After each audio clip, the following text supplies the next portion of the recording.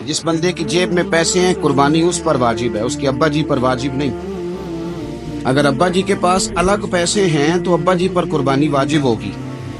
हाँ, अगर आपकी जेब इजाजत देती है तो आप 3 कुर्बानियां खरीदें या बड़े जानवर में 3 हिस्से डालें।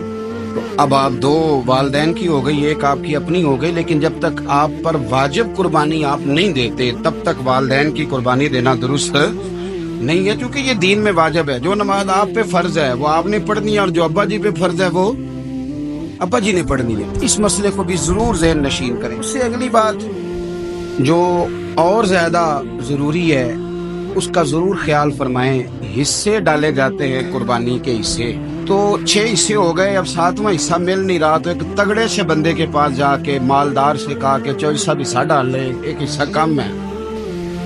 चौधरी साहब कहने लगे कि मैंने तो पहले भी 4 बकरे लिए हुए हैं, तो चलो अगर तुम कहते हो तो चलो बड़ा गोश्त आ जाएगा, टिक्के ही बना लेंगे, चलो बड़ा गोश्त भी 10 किलो आ जाएगा तो कबाब के लिए रख लेंगे, चलो रख लो हिस्सा।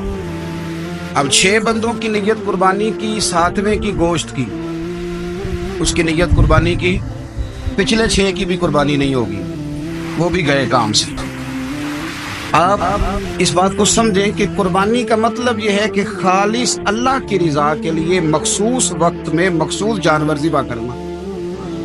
इसलिए ये ज़रूर तवज्जो करें इस बात पर कि हम कई लोगों को फोर्स करके शामिल कर लेते हैं। बंदा मालदार होता है, वो भी कहता है चलो ठीक है कोई अर्ज नहीं, लेकिन वो नॉमिनेट करेगा। अगर उसने अपनी कुर्बानी रख लिया तो फिर वो बताएगा ये कुर्बानी किसकी है, वालदैन की है, किसकी है। तो कुर्बानी इस तरतीब से करें कि उसके सारे मसाइल से आगाही हासिल